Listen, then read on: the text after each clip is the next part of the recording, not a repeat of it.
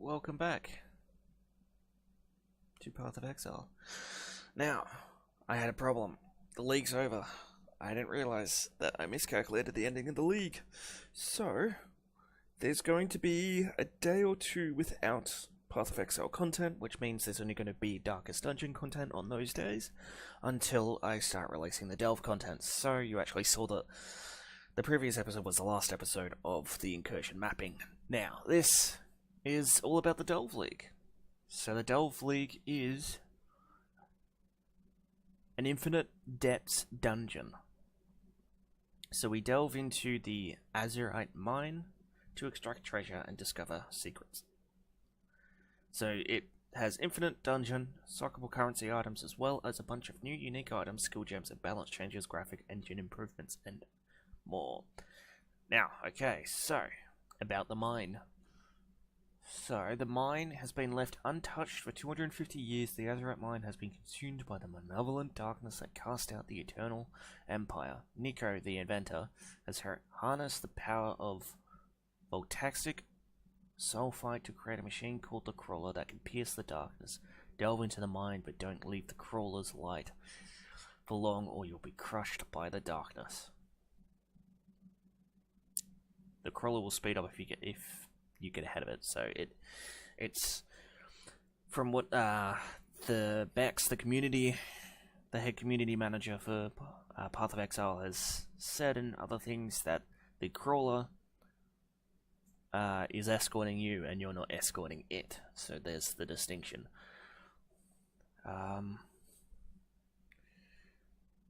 There's a bunch of different screenshots. Okay. Will it load? There you go, so there's that. So there's the Crawler. There's another Crawler with a bunch of creatures around it. And there's a breach. That's the breach thing. Okay. Let's go back. Explore the darkness. The Azurite mine is full of treasures for those brave enough to risk the darkness for short periods of time. Use flares to venture further away from the Crawler's path, and dynamite to destroy unstable walls which conceal even greater rewards. So let's take a look at those. Sorry, it's gotta load. Okay, there's the flares and a wall that can be destroyed, I think. Some chests in the darkness. And that stuff. Okay.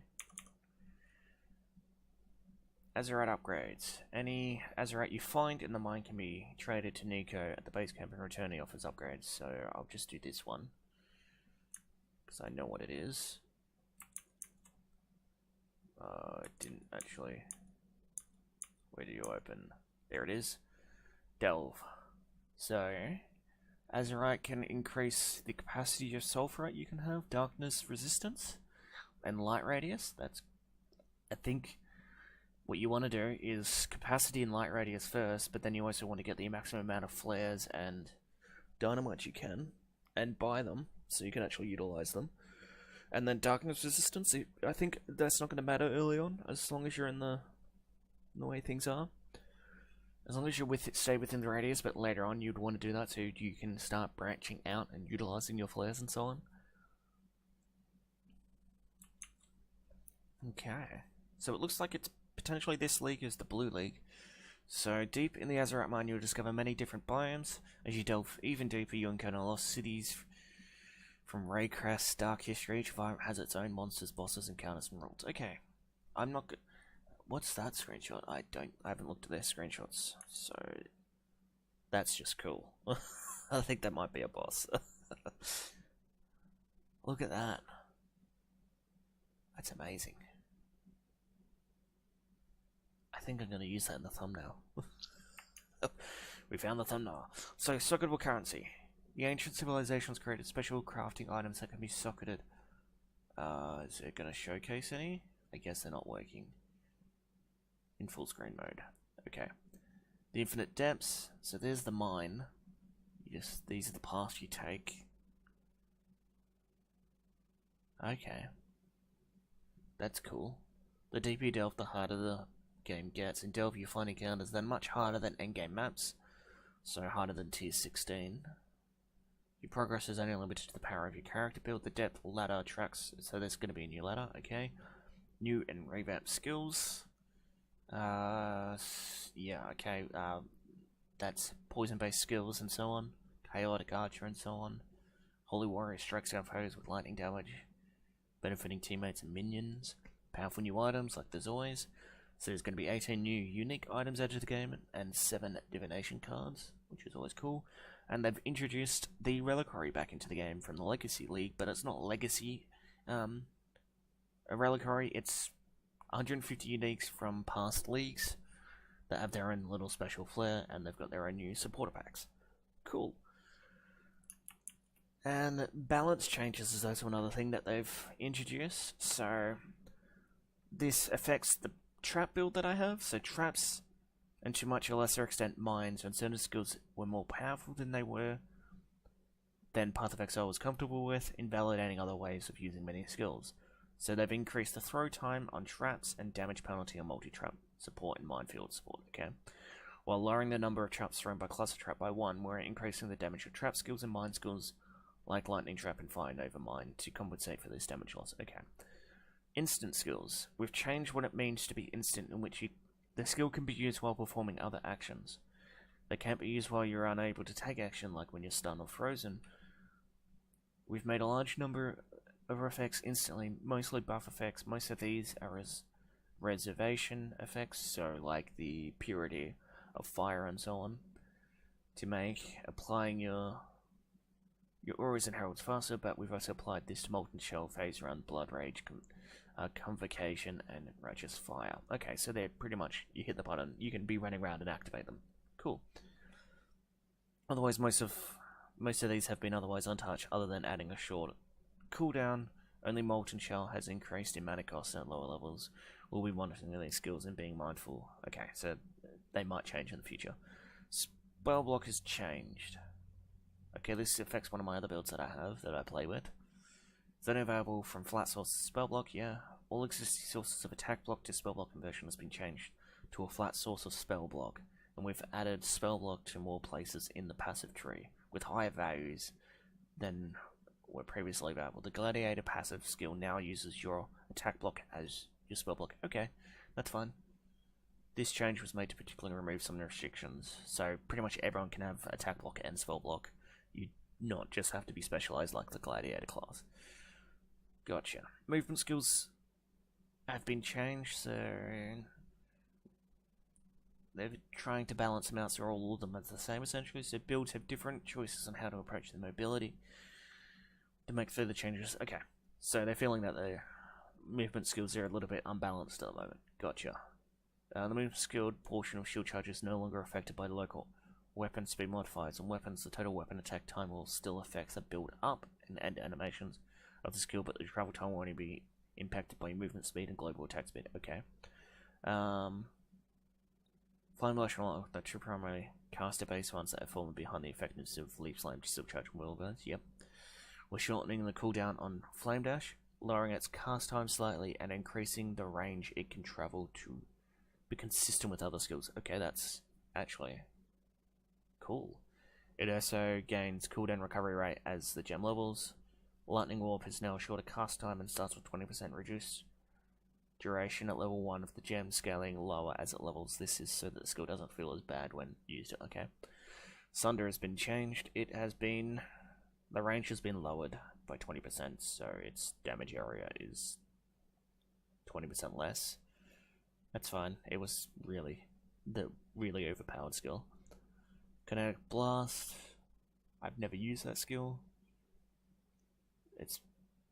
It made it very powerful in area clearing situation or powerful in some boss encounters. The skill now deals 35% less area damage, previously from 25, so it's 20%, 10% less, which is how areas are placed. They can now be placed in slices around the central impact, so they can't overlap against walls. Some won't be able to spawn at all. Okay, so they've just changed the placement of it, so that might be a further nerf, essentially. I don't know. I've never used that skill.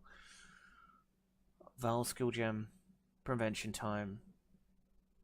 All skills that are affected by duration modifiers will now have their soul prevention time also affected by the duration modifier. This means that when increasing the duration of a foul haste effects, you're also increasing the time it takes to get souls back. Okay, gotcha. Because you could eventually just destroy. Okay, gotcha. Righteous Fire now takes the combined life and energy shield sacrifice from energy shield before life to better support low life characters using Val Righteous Fire. Never used that skill, so I don't know how that works and how that changes probably to the better. Earthquake and Val Earthquake. I didn't even know there was a Valve version of Earthquake. The aftershock damage multiplier is now consistent at all levels the same Val it was at gem level 20. This is to make the skill better to use while leveling before you've had opportunities to invest in it. Okay, so they've just made it a better leveling skill. So you can essentially transition to it earlier than normal. Physical projectile attack damage support has been renamed to vicious projectile support, increasing its readability by 70%. It now grants more chaos and more physical damage. Okay, yeah, I saw this in a video with Ziki D did. It now grants more chaos and physical damage to support attacks instead of poison and bleed, letting it apply damage over time with caustic arrow and toxic rain. Now they've changed to the passive tree. We've adjusted a large number of minion passives, adding new starter minion passive paths for the Witch and Templar, added a new large minion wheel above the Templar's elemental wheel, as well as reworking the minion clusters near the Templar starting area. This includes effects that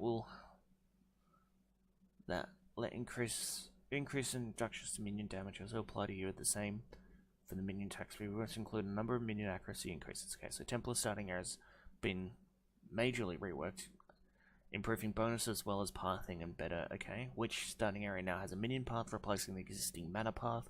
So the right hand path, I believe, with the energy shield, replacing existing mana and mana radiation path. The mana skills have been moved to the path alongside the end. Oh no, they've just been okay. I got them.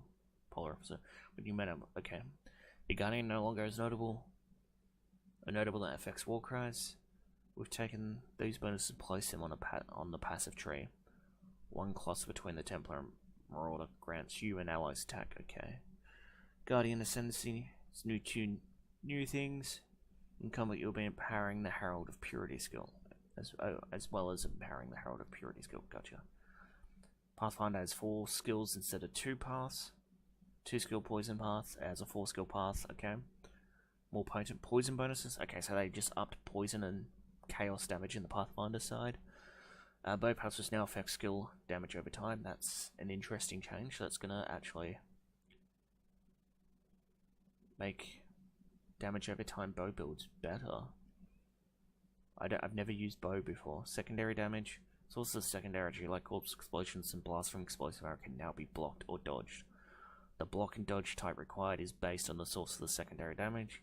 This is to make an explosive arrow easier to mitigate in PvP and also prevent certain monsters' abilities like corpse destruction bypassing defenses of block and dodge based characters. That's fun. That means corpse explosion is pretty much you can survive, maybe, if you're good enough. Frostbomb, in addition to reducing life regeneration rate and reduces energy shield regeneration recovery rate. This is that players have ways to mitigate very defensive energy shield characters, which okay. So it just affects everything now. That's interesting. So that's me going over the introduction for Delve. I hope you guys enjoyed. That's what Delve is and what some changes are coming up. Now, they haven't released the patch notes. They'll probably be dropping tomorrow for me or the day after, but I'm not going to be recording things, so there's not going to be a Path of Exile episode on Monday / Sunday, depending on which time zone you're in. That would actually give me time to actually get things ready for Delve, because Delve drops on Saturday, and yeah, hopefully we'll be experiencing Delve alongside each other. Or there'll be a delay for me, but anyway, I hope you guys enjoyed. Let me know what you think about Delve in the comments below. what type of builds do you think you're going with, and so on. Otherwise, hit the subscribe button, hit the like button, hit the share button, hit the notification bell to keep up to date, and be notified when Delve content starts being dropped on the channel. I'll see you guys then.